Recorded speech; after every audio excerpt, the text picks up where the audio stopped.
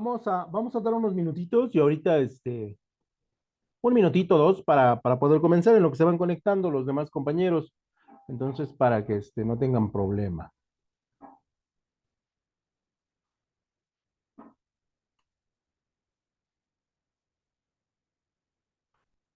Vamos a dar una persona más que se integre y ya comenzamos, porque es un tema un poquito largo.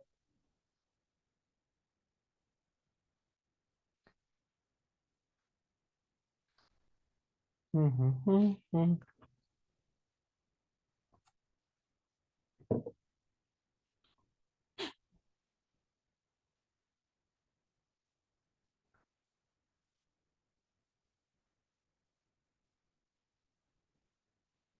Listo. Bueno, eh, voy a compartir la pantalla y vamos aceptando a los demás. Es un tema un poquito largo y si se dan cuenta en la plataforma, el tema uno y 2 están juntos. Por eso es que se repite hoy el tema 1 y 2 porque bueno, van juntos. Entonces, de alguna otra manera, vamos a intentar, bueno, explicar el tema número 2 y ese video sí será diferente. Entonces, para que ahí tengan la consideración y bueno, pues vamos a comenzar porque es un tema bastante largo. Por acá está. Y empezamos de aquí. Dos personas y listo. Cristian y tal. Y recuerden mandarme sus asistencias, por favor, por WhatsApp. Se los agradeceré muchísimo. Creo que Tania todavía no. A ver, déjenme. Sí, ya se está conectando. Ya está. Bueno, entonces voy a empezar la presentación, muchachos, y vamos por ahí. Si ven la presentación un poco chafa, bueno, no tan gariboleada como normalmente las pongo, o con tantas transiciones, y eso es que se me perdió mi información de mi computadora, y pues ya solamente pude recuperar una parte, entonces, pero ya sin estas transiciones y todo lo que tenían, pero bueno, pues ya la siguiente clase arreglamos toda esa situación. Como tema número 2, vamos a ver el Código Fiscal de la Federación. El Código Fiscal de la Federación. Cuando hablamos de la Federación, hablamos de todo el territorio nacional, ¿sale? Bueno, lo que antes se conocía, y repito, lo que antes se conocía como los 32 estados y la capital, lo que hoy conocemos como los 33 estados de la nación, ¿sale? Y si hablamos de un código fiscal, este tendrá aplicaciones en todo el territorio nacional. Por lo tanto, el CFF, el Código Fiscal de la Federación, ¿sale? Para que no lo olviden, así se conoce en el mundo, el CFF, Código Fiscal de la Federación, es un compendio que contiene aspectos fiscales. Cuando hablamos fiscales, hablamos de la recaudación, como las obligaciones y derechos de los contribuyentes en relación con el cumplimiento del pago de los impuestos federales, ¿sale? Y repito, estos son solamente impuestos federales porque cada estado tendrá sus propios impuestos locales.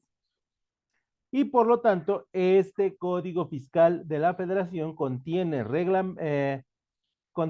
y reglamenta las diferentes vertientes del día a día en materia tributaria del contribuyente, ¿vale? Y cuando hablamos del tributo, hablamos del cobro de diferentes tipos de impuestos. Entonces, en ese sentido, pues vamos a trabajar en ello.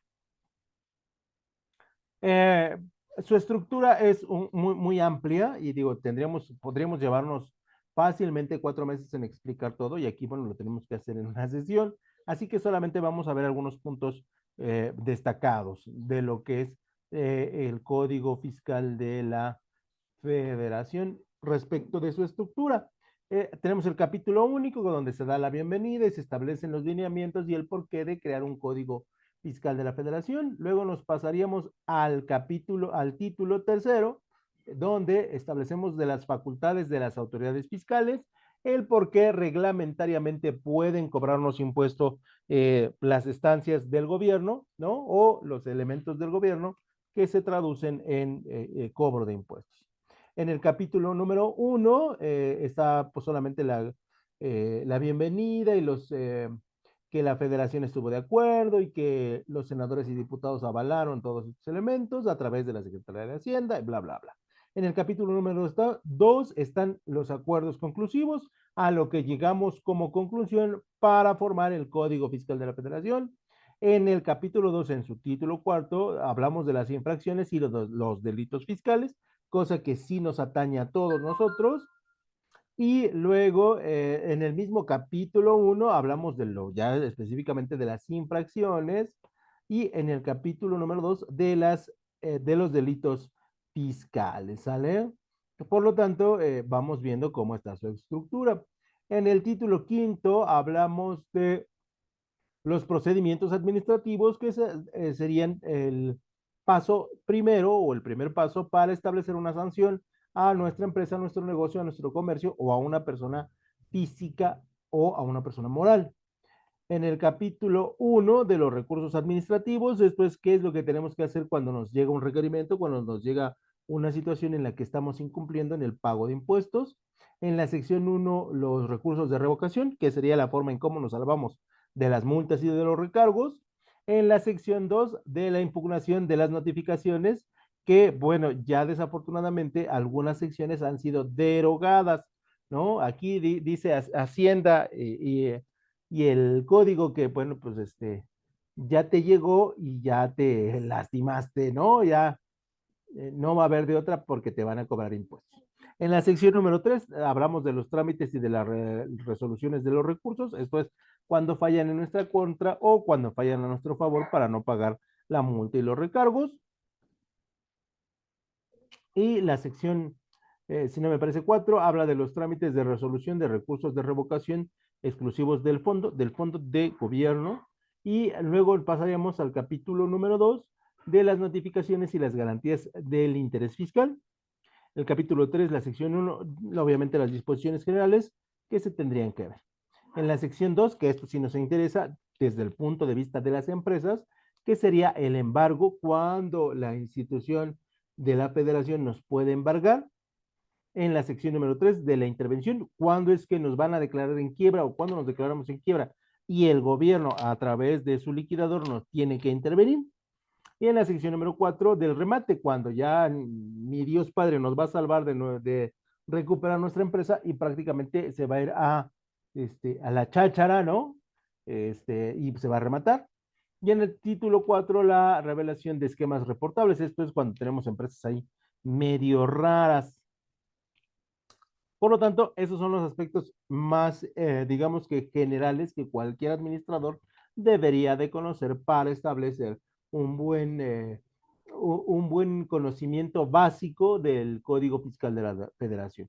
Por lo tanto, decimos que en las disposiciones generales, el Código Fiscal de la Federación es un compendio, ¿no? Es la suma de leyes y reglamentos que contienen aspectos fiscales, así como obligaciones y derechos de los contribuyentes en relación con el cumplimiento de los pagos de los impuestos federales. Ojo, porque nos van a meter impuestos federales e impuestos locales después en otras leyes, entonces no se preocupen, hay que pagar, ¿no? Por lo tanto, dentro de los derechos y de las obligaciones, establecemos que, primero que nada, cualquier empresa, negocio, comercio u persona que ejerza la actividad comercial tiene derecho a ser informado y asistido por la autoridad fiscal en el cumplimiento de sus obligaciones tributarias, así como el contenido y alcance de la misma. ¿Sale? Entonces, uno de los grandes problemas de Hacienda es que a veces no te asesora. Ahora ya se las hagan con que tienen un chat de 24 horas, que puedes ir a las oficinas y bla, bla, bla, ¿no? Pero antes, que no había toda esta tecnología, podías ganar muchas controversias al decirlo que nunca nadie se te había acercado a asesorarte, que tú pediste el asesoramiento y no te lo dieron. Entonces, número uno, tenemos derecho a la información y a la asistencia de la autoridad. Y esto se aplica para prácticamente todas las leyes, ¿sale? En el número 2, tenemos derecho a obtener en su beneficio las devoluciones de impuestos que procedan en términos del Código Fiscal de la Federación y las leyes fiscales aplicables. ¿Estamos de acuerdo? Si demuestro claramente que los gastos que yo tuve fueron ejercidos en aspectos que no contribuyen a un esquema de cobros impuestos mayores, obviamente una parte de los impuestos que yo pague al final del periodo, que normalmente serán del año, pues tendrán que ser regresados. ¿Sale? Las personas que trabajan por honorarios, las personas que trabajan por su cuenta, los pequeños empresarios que hacen sus declaraciones fiscales, sí, en ocasiones se les regresa el porcentaje y bueno, pues siempre es bonito, ¿no? Que tú pagues 4,000 pesos y te regresen 1,500 o 1,800, bueno, te lo hace agradable, ¿no? En el número 3, derecho a conocer el estado de tramitación de los procedimientos en los que seas parte, ¿sale? En el caso de las multas y de los recargos. Normalmente las empresas en la actualidad ya tienen pocos problemas fiscales o tributarios debido a que hay un avance muy adelantado de la parte de Hacienda y normalmente todo es mucho más rápido de lo que era antes. Por lo tanto, en ese sentido, ya es menor la cantidad de controversias que tienen las empresas respecto de este punto. En el número 4 tenemos derecho a conocer la identidad de la autoridad fiscal bajo cuya responsabilidad se tramitan los procedimientos en los que se tengan condiciones y de los interesados. Esto es, ¿quién está diciendo que estoy haciendo una práctica mala fiscal? ¿No? En este caso, y normalmente es el SAT. El SAT es la institución y o la entidad fiscal que normalmente se encaja el diente, ¿no? Normalmente. En el número 5 tenemos derecho a obtener certificación y copia de la declaración presentada por el contribuyente previo al pago de los derechos en su caso, establecidos en la ley.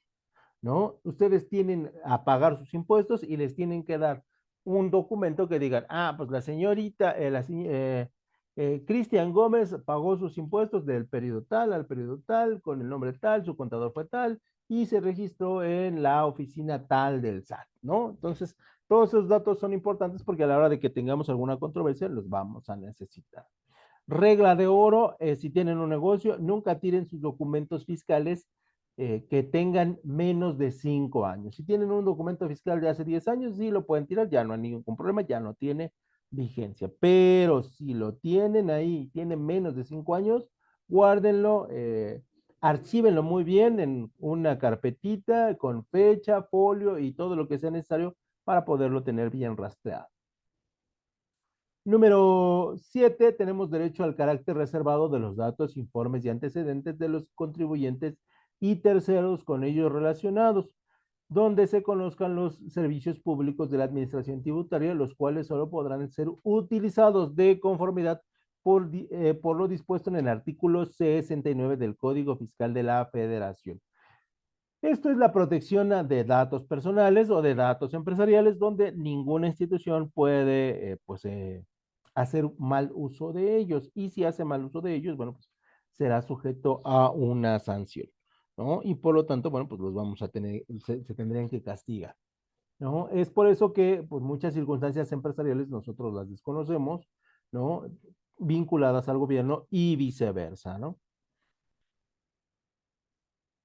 Y después pasaríamos a lo que son las obligaciones de los contribuyentes. Y dentro de las obligaciones de los contribuyentes tenemos que ustedes, su empresa, su negocio, su emprendimiento, si quiere ser legal, ¿no? O si quieren ya formalizarlo muy fuertemente, se debe de inscribir al Registro Federal de Contribuyentes, ¿no? ¿Qué quiere decir esto? Que ustedes forzosamente van a tener que registrarse dentro de la Secretaría de Hacienda y Crédito Público, particularmente en el SAT, para sacar su RFC. Seguramente ya lo tienen todos ustedes, ¿no? Y tienen su carta de situación fiscal. Esto es cuál es la modalidad sobre de la cual ustedes pagan sus respectivos impuestos.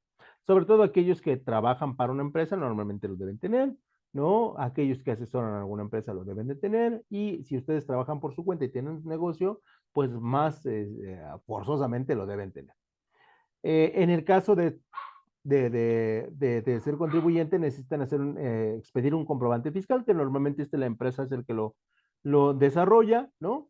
Y si trabajan por su cuenta, pues evidentemente tienen que hacer el registro de las operaciones eh, comerciales o laborales que realicen para registrarlo, ¿no? Todos los negocios grandes, pequeños y medianos o todas las personas que ejerzan el comercio tienen que llevar un sistema contable. Eso es a fuerzas, ¿no? Eso no hay de que no sabía, nadie me explicó, ¿no? Yo no estuve presente cuando se dijo eso, no. Aquí todas las empresas por obligación tienen que llevar un sistema contable. Puede ser un sistema informático o puede ser un sistema mecánico o manual, como se le conoce, ¿no? Para el caso, por ejemplo, de las tiendas tienen que llevar su contabilidad, ¿no? Y bueno, pues lo pueden hacer a mano sin ningún problema. Todavía el SAT en algunos estados lo acepta, hay otros que ya no. ¿No? Presentar la declaración y pagos mensuales y las declaraciones anuales es parte de nuestras obligaciones. Y si no, se nos va a hacer acreedor a una multa y al respectivo recargo, porque el SAT es bien mañoso, ¿no? Emite la multa el día 27 de mayo, pero resulta ser que te notifican en tu casa el día 27 de julio. Ah, pues el SAT dice, fíjate que este, tienes la multa de 1,000 pesos más los recargos de 2 meses, porque pues en ese periodo te llegó de 900 pesos cada mes. Y tú te quedas así con el ojo cuadrado y dices, oye, pero pues yo de eso no tengo la culpa. Dice, no, pues lo siento, pero eso es lo que tienes que pagar, ¿no? Entonces, así es Hacienda y bueno, pues nadie se mete con Hacienda, ¿no? Eh, También tenemos que, de los impuestos sobre la renta y valor agregado, en su caso, en su caso también debe presentarse la retención del ISR o IVA que hayas hecho, obviamente en la declaración anual, ¿no? Y esto, repito, si le trabajan a una empresa, es lo que normalmente hace la empresa, la retención de sus impuestos y hace la declaración correspondiente, ¿no? Y presentar la declaración informativa de operaciones con terceros. Si ustedes trabajan por honorarios, esto es, no se tienen una empresa que se dedica a hacer mudanzas, y por cada mudanza, obviamente, tienen que decir, ah, pues yo le hice la mudanza a esta persona y cobré esto, y esa fue mi factura, y este fue mi recibo. Y aquí está, ¿no? Fíjate que yo tengo una empresa de mudanzas, pero le trabajé a otra empresa de mudanzas, y por un contrato que hice, un acuerdo que hice. Ah, ok, entonces tienes que presentarme una declaración informativa de operaciones contra terceros. Fíjate que la empresa de mudanzas grande me pagó 500 pesos, yo tengo registrados esos impuestos del 12% y aquí está mi pago de ese pago que me hicieron ellos. Y entonces, tanto en la empresa grande debe haber una factura por 500 pesos con su declaración de impuestos del 12 contra la empresa pequeñita, su entrada de 500 pesos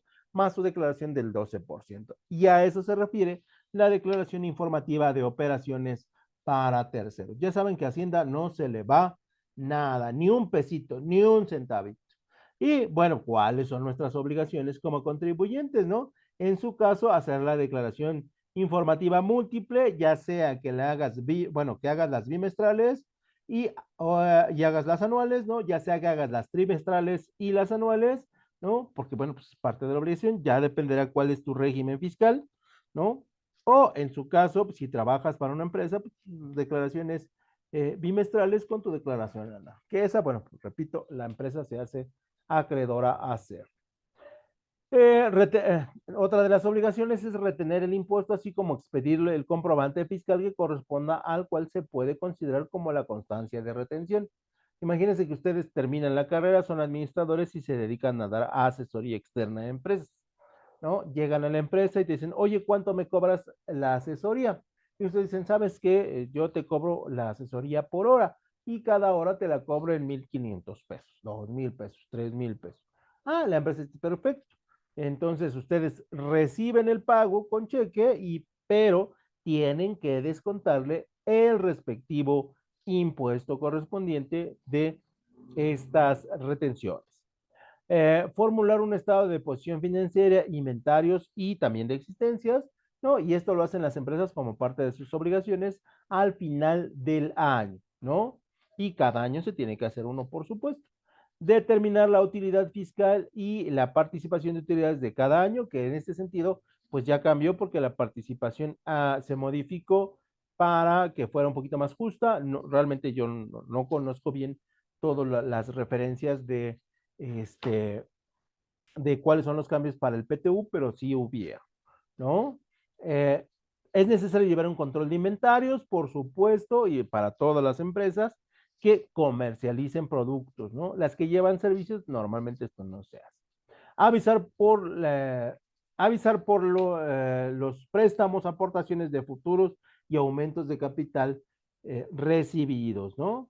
Normalmente la empresa tiene 2 periodos para incrementar su capital, sobre todo aquellas que son SADCB, las que son SA, pues lo hacen en términos de mayo, ¿no? Que es la entrega de utilidades, y ahí pueden determinar si va a haber un aumento de capital o si el capital contable se queda igual. Y si es así, bueno, pues entonces hay que avisar de, pues, los aumentos de capital, nada más avisar, porque obviamente, pues ahí esos no cobran impuestos. En su caso, la declaración informativa en el formato electrónico, el multi-EPS, ¿no? Que todavía funciona, pero ya está más limitado. ¿Quiénes son las facultades, cuáles son las facultades de las autoridades fiscales? Y ponen cruz, ¿no? Porque ahí tienen el loguito del SAT, ¿no? Y hay que echarnos a currir. Eh, Primero que nada, el SAT va a obtener los ingresos tributarios para cubrir los gastos públicos, ¿vale?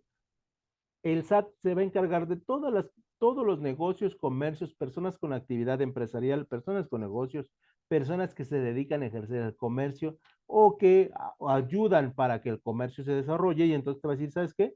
Yo necesito que me pagues por la transacción del comercio que estás ejerciendo. E incluso el comercio de intangibles. Ustedes bajan una aplicación de la Play Store y les cobran 10 pesos, ¿no? Y entonces de esos 10 pesos también se tiene que hacer el reporte de impuestos, ¿no? Y entonces, bueno, también se hace. Entonces, el SAT siempre va a estar atento a todo lo que todo lo que tenga que ver con el dinero, ¿no? Y bueno, desde el punto de vista estructural, nuestro país, el Poder Ejecutivo es quien ejerce la función administrativa del SAT, ¿no? Y están coordinados porque el Ejecutivo maneja el SAT, pero cuando una persona viola la ley, entran las leyes para hacerse cargo del incumplimiento que se haya cometido.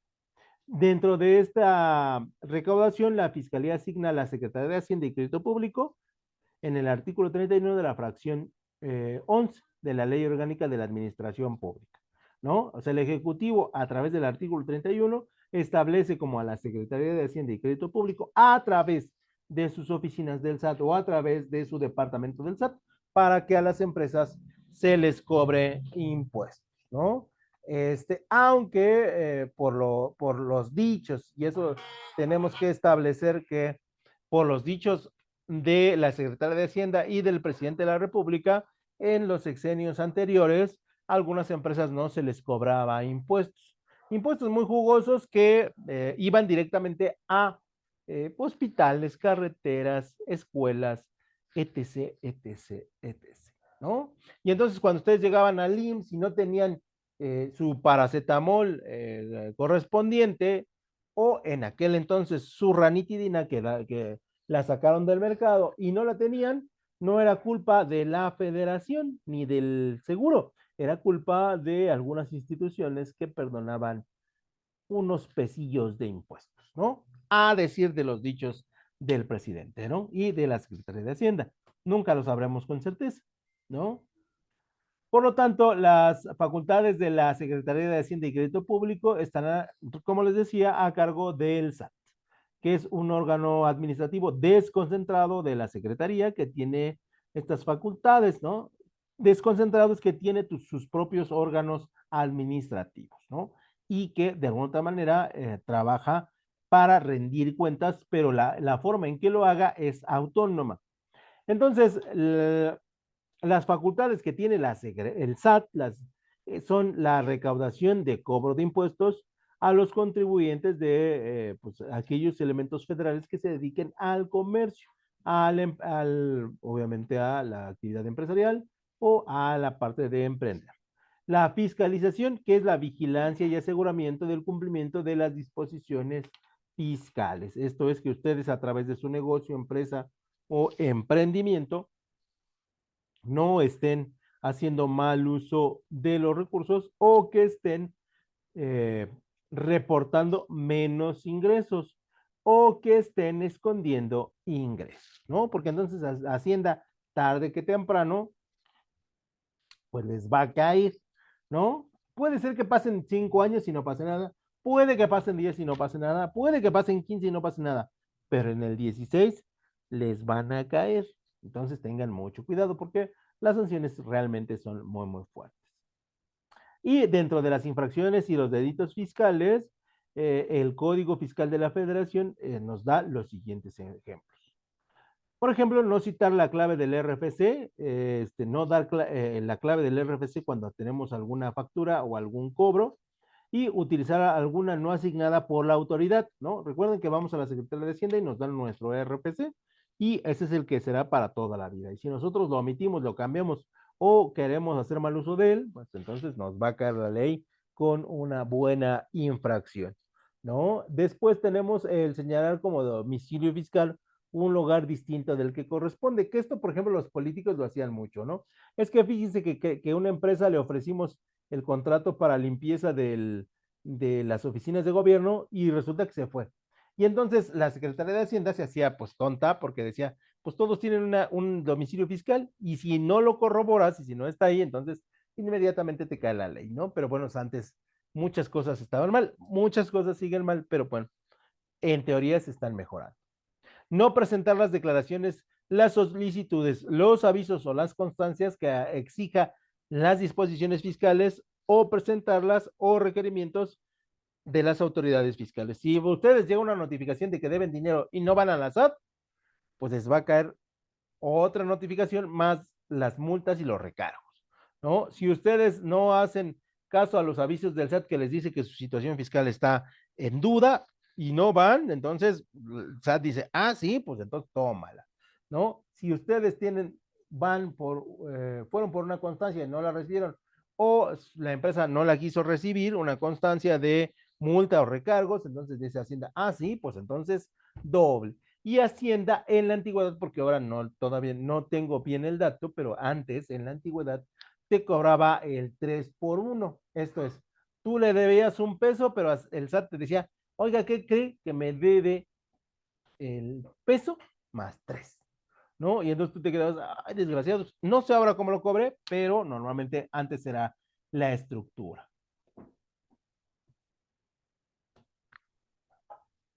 Creo que me pasé. Sí. El número 4, no proporcionar la información de la persona a las que les hubiera entregado cantidades de efectivo por concepto de sus subsidios para el empleo de conformidad con las disposiciones legales que lo regulen o presentarlas fuera del plazo establecido con ello.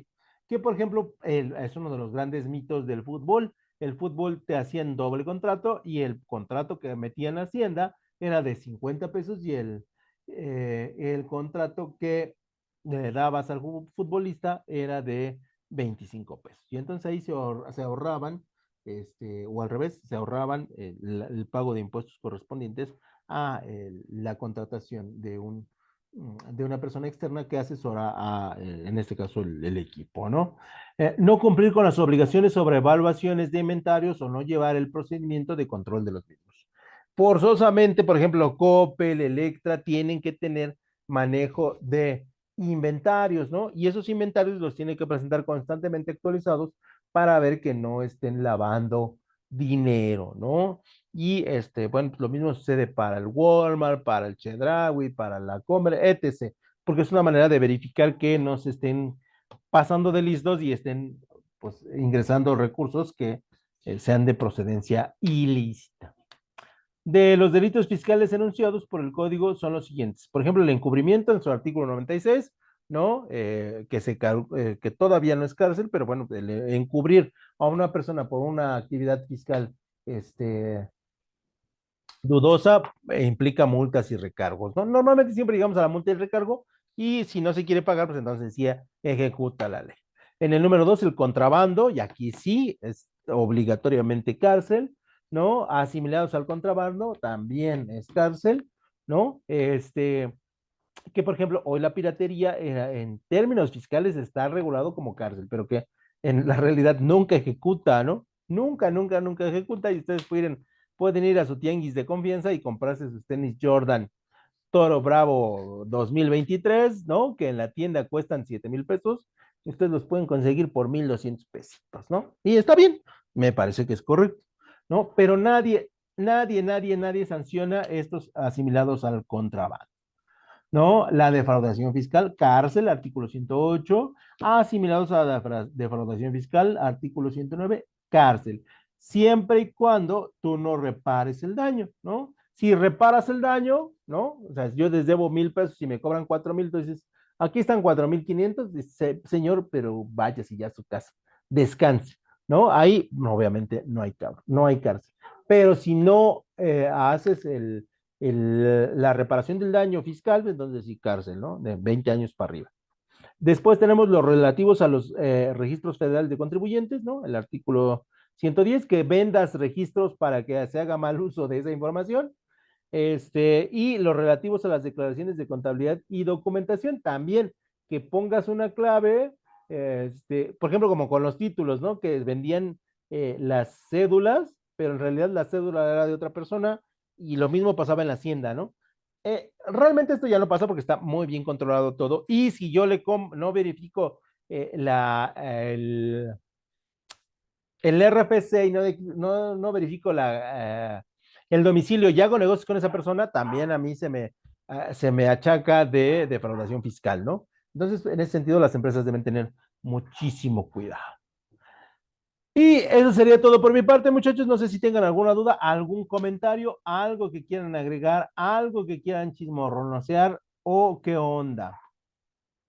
Yo los escucho. Y me pongo, así traigo el otro audio. Yo los escucho. No tengo ninguna duda, maestro. Gracias, Cristian. ¿Alguien más?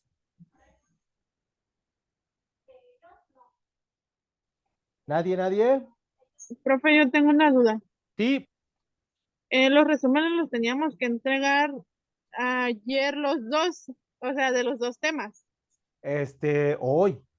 Siempre son para hoy, antes No, de que inicie la clase. sí se los mandé, pues, pero se quería saber si eran de los dos temas, pues. Sí, claro, claro. Ah, ok, gracias. De nada. ¿Alguien más? Maestro, son Profe, dos temas que ya mandó. Sí, bueno, voy a salir un poquito de la presentación y les explico. Eh, en teoría, yo les mandé esta presentación, pero esta presentación tiene dos temas. El tema número uno, que es la introducción a las finanzas, que termina con esta diapositiva, cómo se clasifica el derecho. Y ahí, cuando termina ese tema número uno, inicia el tema número dos, que es el Código Fiscal de la Federación, que es el que acabamos de ver. Ustedes pudieron haber Porque hecho el resumen de todo y mandármelo eso es. la semana pasada. Está bien. Ustedes pudieron mandarme solamente el tema número uno la semana pasada y hoy mandarme el tema número dos, y está bien. Y toda la tercera, pudieron no mandarme nada la semana pasada y mandarme hoy el resumen del tema número uno y del tema número dos, y está bien, ¿sale? Entonces, en cualquier caso, por esa circunstancia no había ningún problema. Profe, Sí, yo anexé los dos temas bueno, en el mismo archivo que yo le envié, ¿no hay problema? no hay problema. A ver, ¿va a mandar, supongo, tema esta semana? Exactamente, del tema número Tres, tres, ajá. Ah, ¿sale? ok, va, de acuerdo. Órale, pues. ¿Alguien Gracias. más? ¿Alguien más?